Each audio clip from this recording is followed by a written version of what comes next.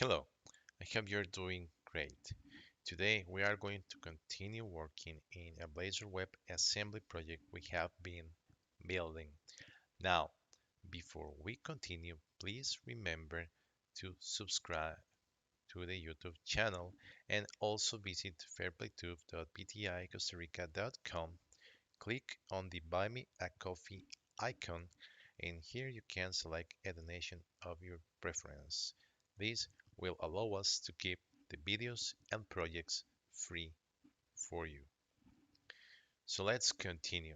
Today we are going to do something uh, easy. There is not a lot of complicated stuff we are going to do. Actually, what we are going to do is extremely easy. So one of the things that I like to do is having the code as clean as possible, right? So I like to avoid having duplicated code. I like to avoid um, having a lot of warnings in here. I also like to avoid um, having messages in here. And not all of those. I usually do not fix all of those because there are certain like patterns that I do not agree with. But in this solution, we are actually going to show you the things that you could do. So what we are going to do is we are going to go to the analyze menu item, and we are going to run the code analysis on the solution. So we click this, and you will see that once this finishes, we will see a lot of messages in here. Now we have 0 of 134 messages. So there are some places where we are missing sending the cancellation token, which is something actually recommended to do. Now I can go and set it manually, right? But I can also do like control and dot, and it will show me this uh, dialog. And you see that the first one says forward the cancellation token parameter to methods. That is because the save changes async is not receiving a cancellation token that is being sent in this method. Now, I usually like to use the cancellation token. I actually usually like to force the consumers of my methods to send a cancellation token. It doesn't matter if they send cancellation token.known, but I usually like to force it so I can pass it wherever I need it to pass it, right? So in this case, I had missed adding it in there for some reason. I am really considerate that in every single method that is an async method, I pass it, but I have missed it in a lot of places, right? So this tool, the code analysis, actually helps a lot. So you will see that I actually miss it in here too. So we'll add it. It's the second one, and you see that it is added in there. We'll go to the next recommendation, see that this one is missing it in here. Now I'll add it, and you see that it adds it in there. This one, it says also need to forward it. This is because the single or default async method is not having it. So I'll add it, and you see that it actually was added in there. I'll just put that one line below. So singular default async, it doesn't have it in there, so I'll add it. Singular default async, it doesn't have it, so I'll add it. So it probably added um, at the end. Okay. Member seed default roles. It says member seed default roles does not access instance data and can be marked as static. Now these ones are some that you need to be careful. So let's see who is consuming it. private void, private void, and that one didn't use any value. So yeah, let's add it static. I get no error, so that's okay. Okay, let's do the same for this one because it doesn't consume any like member variables or instance data. See default video visibility. Okay, let's make it a static. Configure memory database. Let's make it a static. Now, these ones are some of the ones I usually do not like to mess around with because see that it says naming rule violations. These words must begin with uppercase characters. Now, here's the thing. Um, these are models that represent external APIs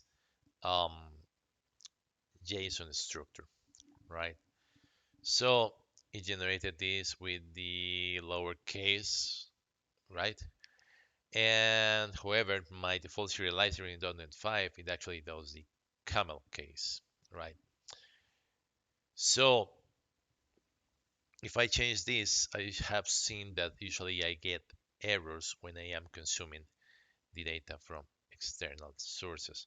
So one of the things that you could do in there is actually do something like this. I can go and set it to ignore the naming conventions for this, right? Suppress or configure issues in source. So you see that naming styles in there, I ignore it. So one thing that I can do is I can ignore the naming conventions for the whole class. This is or for the full for the whole file. So let's see this one. I put it inside the namespace. So I did it in there. Okay. This one is exactly the same issue. So I'll do the same. And this can actually be eventually fixed or work around, right? But it needs some testing.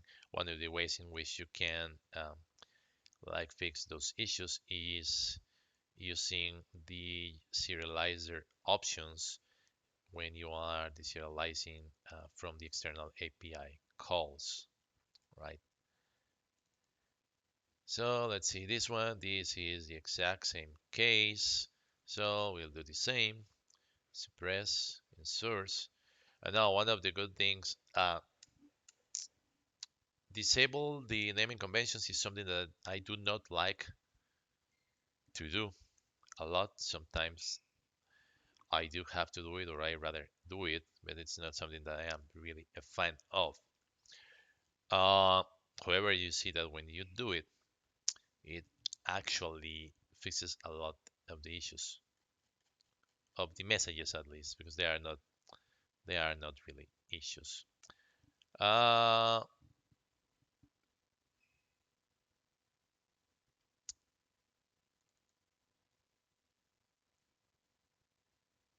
Restore, disable.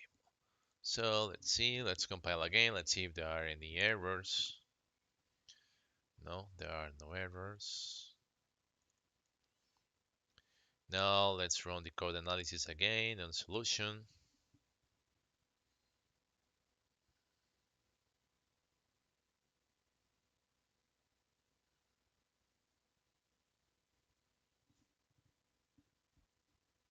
Okay, 31 messages. Let's go to the ones at the bottom. It says the logging message template should not vary between calls to logger extensions dot log information. This is actually something I had never seen before.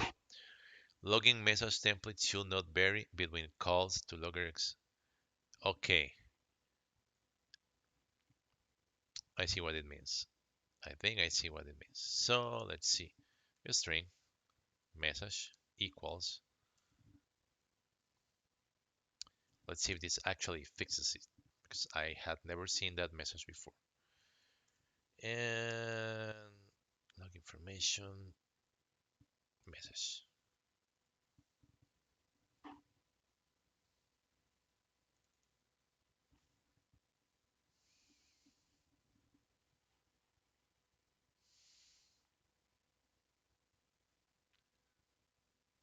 It doesn't seem.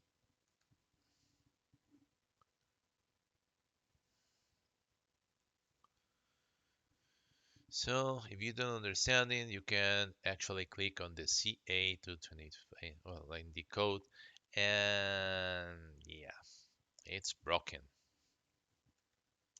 Link is broken, so let's go to this one. Uh,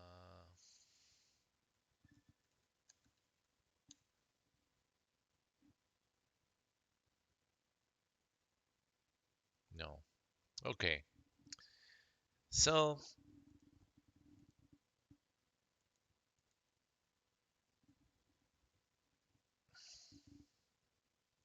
logging message template should not vary between calls to log error.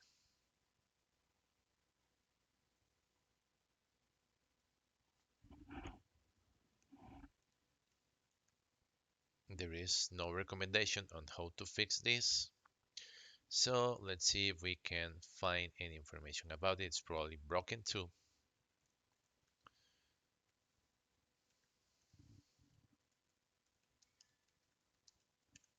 Okay.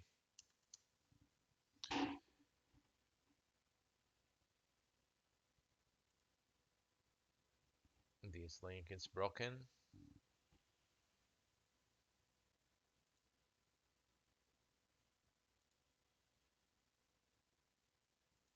Okay, so it seems to be broken.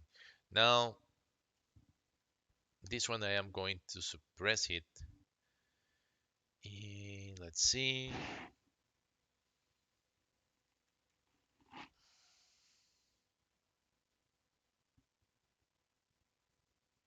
No, I'm going to suppress it in a suppression file, which is a global suppression file for this project.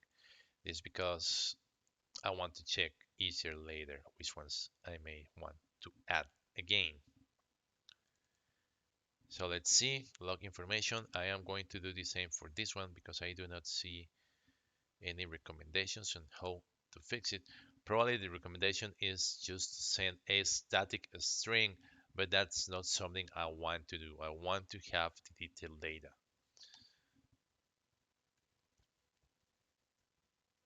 So suppress in a suppression file, and this should have appeared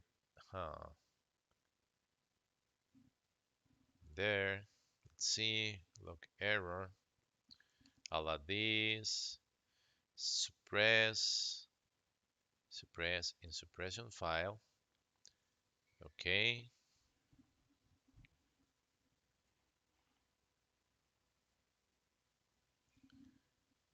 Let's see which one else. This one I actually want to suppress it too.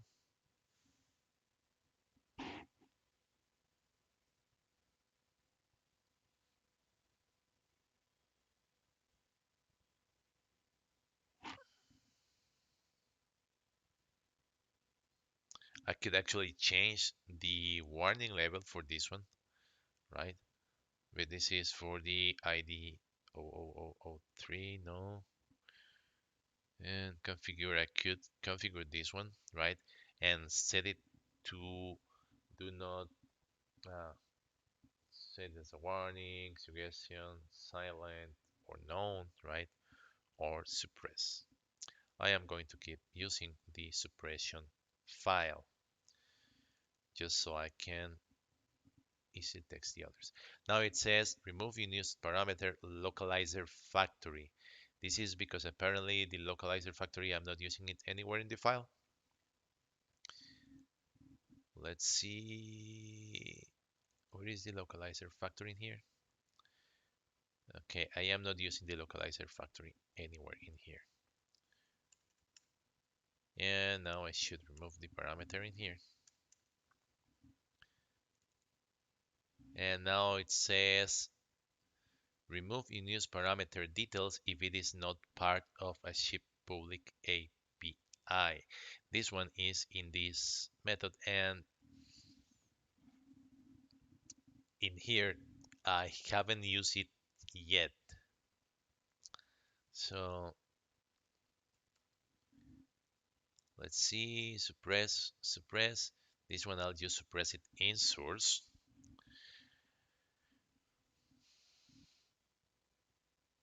Actually, no, I'll suppress it in a configuration file too. Suppress in a suppression file, I'm sorry. Because later I'll check the suppression file and I'll start removing things from there. So it says remove unused parameter cancellation token if it is not part of the ship public API. Now this one is tricky because let's see. Well, it's not being used anywhere, right? Get both videos IDs. It's not using anything,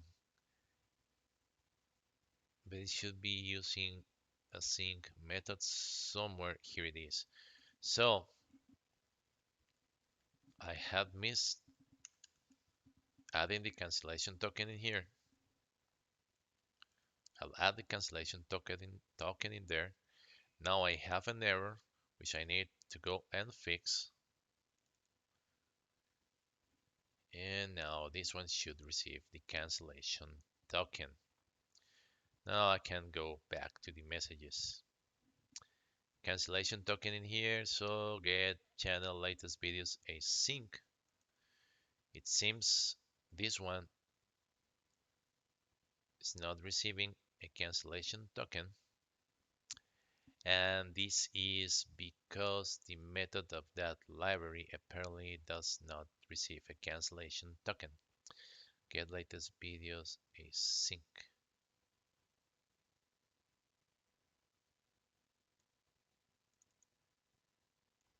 Okay, so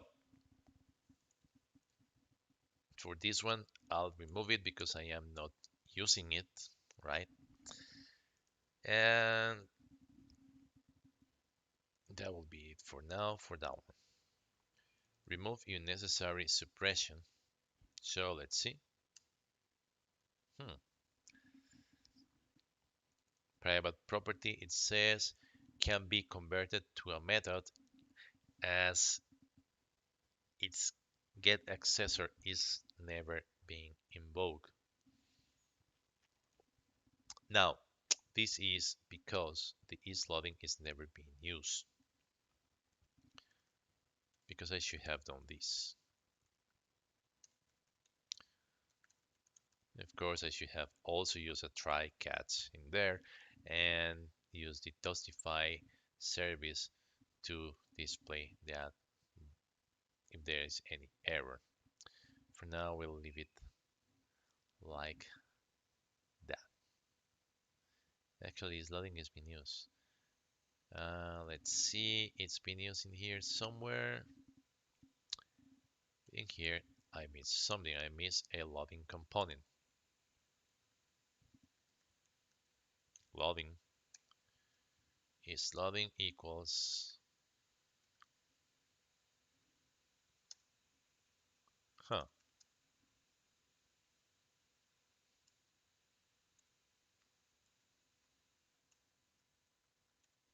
Okay, that one should work a little bit. So let's see, this one says private member is unused. Which one? Get video async.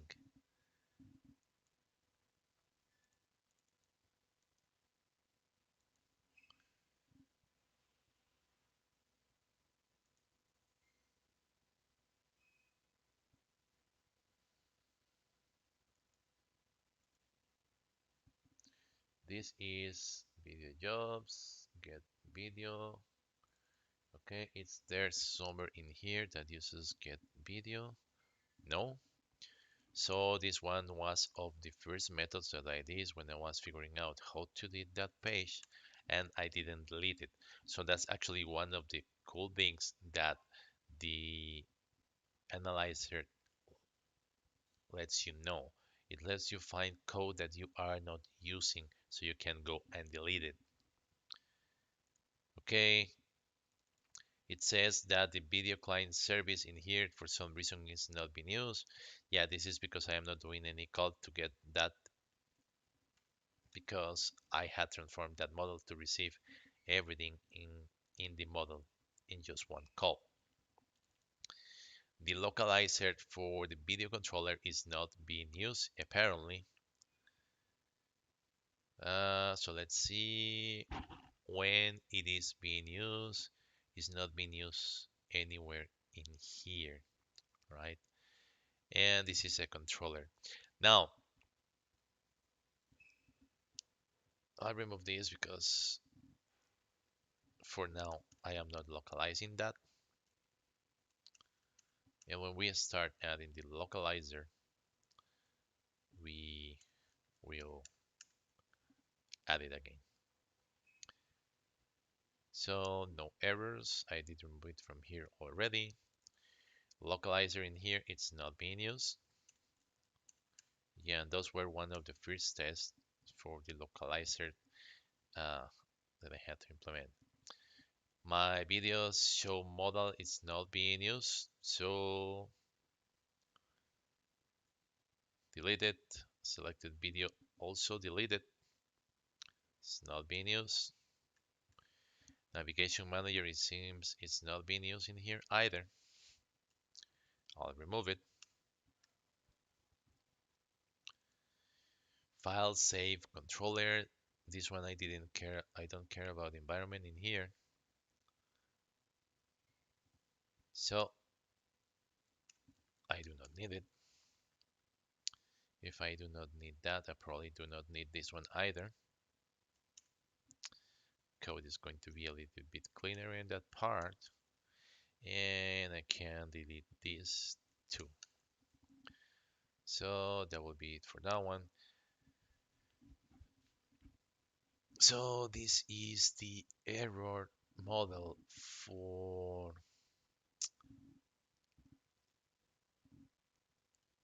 the error model that is generated by default when you create a Blazor WebAssembly page, right? So it just gives you an example in how you can receive the logger. Now this constructor is empty, so I do not need to have it. Now in this one, it says the words must begin with uppercase 106, and then I'll just remove this, and this one is in here. So I'll compile the code again.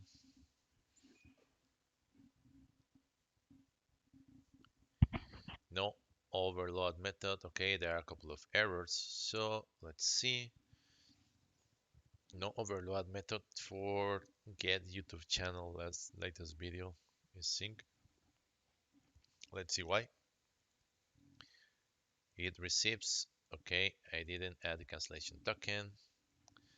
So let's see. Yeah, there is no cancellation. This one does not receive cancellation token, and it is an external library.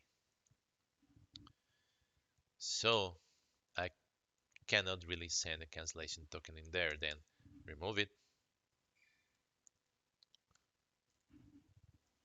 Remove it, and then I'll update that library. Now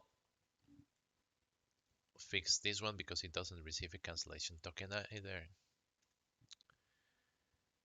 And I believe all of the errors have already been fixed.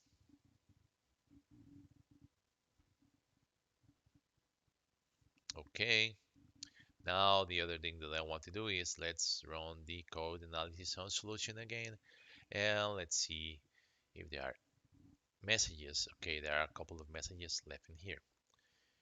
Remove unused parameter text analysis service if it is not part of a ship public API. Now this one was the video service, and I am not using the text analysis in here because I had implemented another service. And actually I'm not even passing it in there.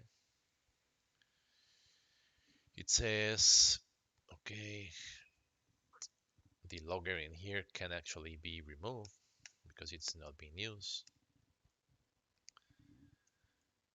I can remove this logger, right? It's not being used, so if it's not being used, it doesn't make sense to receive it.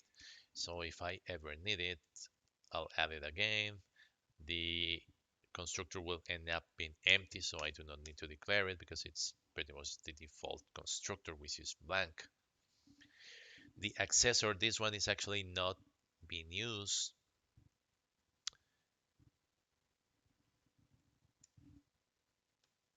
The accessor basically gives you access to the token provider. However, I am not using it, so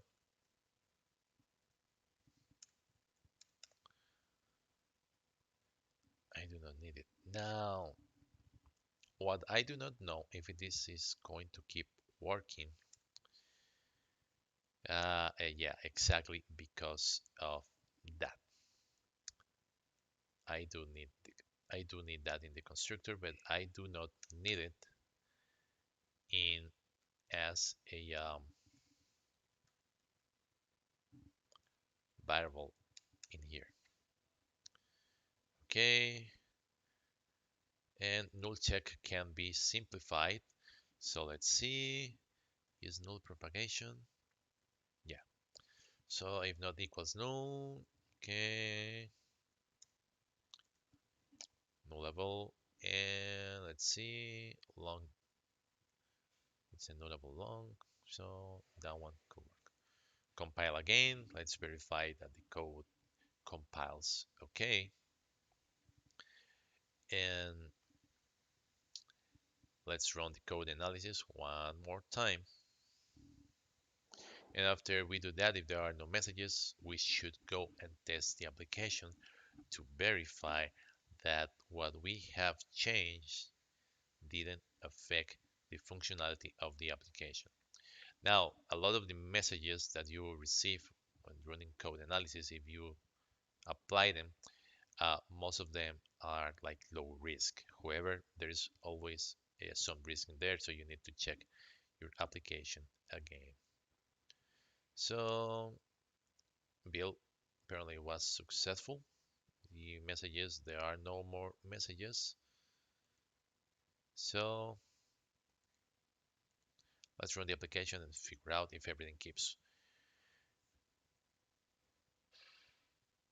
working as expected.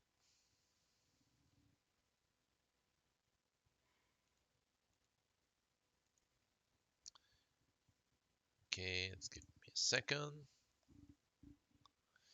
Remember to visit fairplaytube.bti.costarrica.com. Click the Buy Me a Coffee icon, and in there you can add a donation of your preference to keep the videos and projects free for you. So let's see. This is the application, right? So if we click the I, it loads the video on the widget, right? If we click the monetization icon, it gives us the information. If we click in here, we go to the video description. If we click in here, this one actually had no link configured. If we go in here, we should go to the page to watch the user videos. Um, if we go in here, so let's see. Seems I got an error, or maybe it's taking a lot. So let's just reload everything.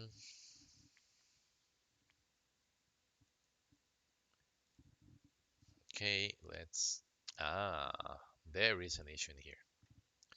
So let's see what's the issue that we get in here. Hmm.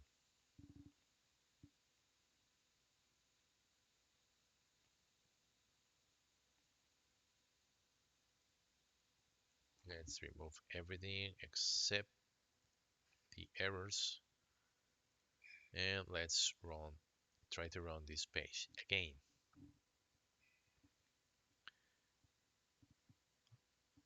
Let's remove the show overview. Let's hide this.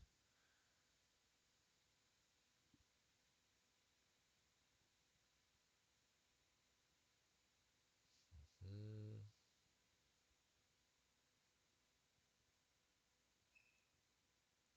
And this one actually worked now. So this one was the Dragon Adventures test. So let's see what happens. First thing that I did,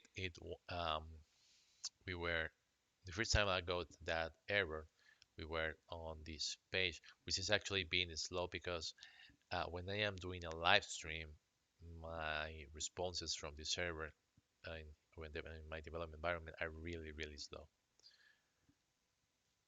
Uh,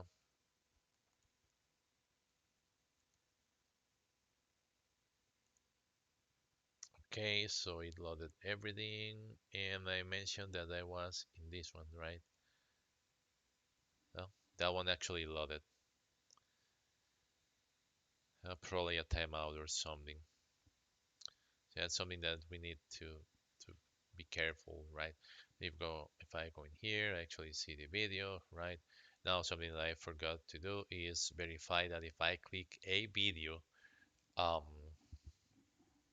if I click in a video, if it actually plays it.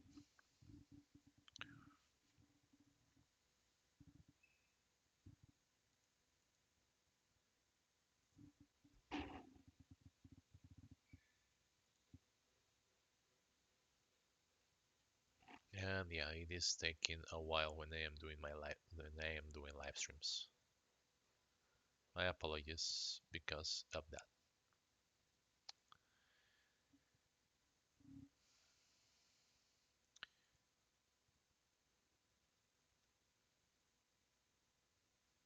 Didn't get any error.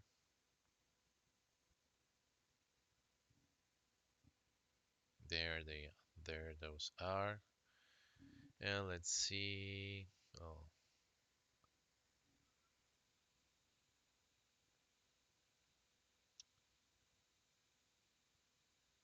click it. The video is in there. And we can play it. So that one is still working. Now what happens if I try to log in? So it should redirect me to try to log in, and I'll log in and let's see what happens.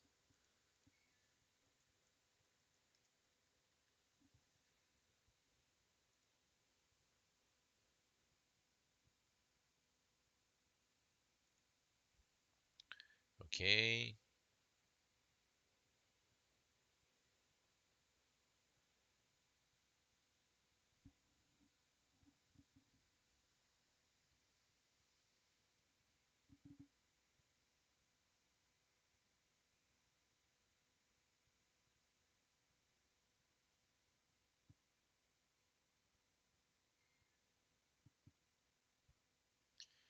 it's loading again. It allowed me to log in, and I should be able to see the queue, which I haven't fixed this that always prints the once in deleted status. We go here, we can see this, we can see the persons in videos, we can go to the monetization profile, we can go to the list of users, we can go and search by tags, system, for example. And I don't have the loading in here, so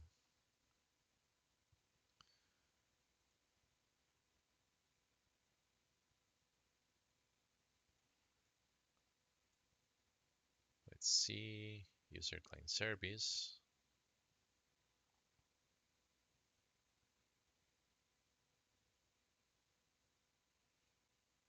It's fetching, see, it says pending.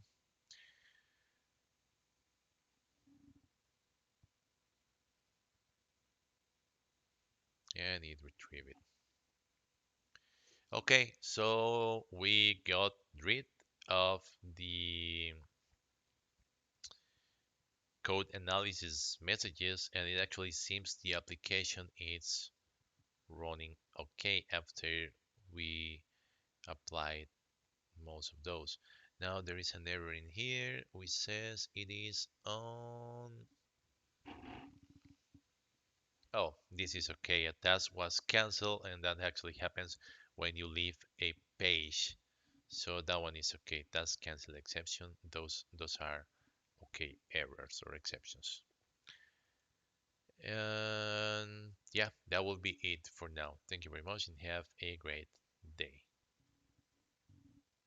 By the way, today is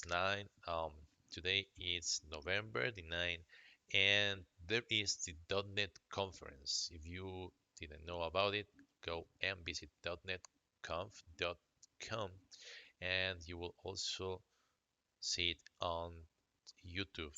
They will do amazing stuff. They will be talking a lot about Visual Studio, well, .NET 6 and all of the features in .NET 6. And they will talk about Maui Blazor. If you do not know what is Maui Blazor, basically Maui is the evolution of Xamarin, which allows you to create native cross-platforms using .NET. In this case, .NET 6 and further. And one of the flavors of Maui, it's called Maui Blazor. Maui Blazor basically allows you to use your Blazor WebAssembly or Blazor server skills in Maui applications, so you can basically create native applications using your your Blazor style, coding style. Fairplay 2, the system that we were looking at, already has a branch in Maui Blazor. Now, Maui Blazor is not officially released yet. Um, they this it is still in preview. Like .NET 6 already, at least one of the previews already supported, but it's not officially released in Visual Studio 2022. Actually, the template for Maui Blazor was removed from Visual Studio 22. However, there is a Visual Studio 22 preview, which is the 17.1 as of November the 9th in 2021. And that will have the Maui Blazor template. In one of the next streams or videos, we will actually see Maui Blazor applications.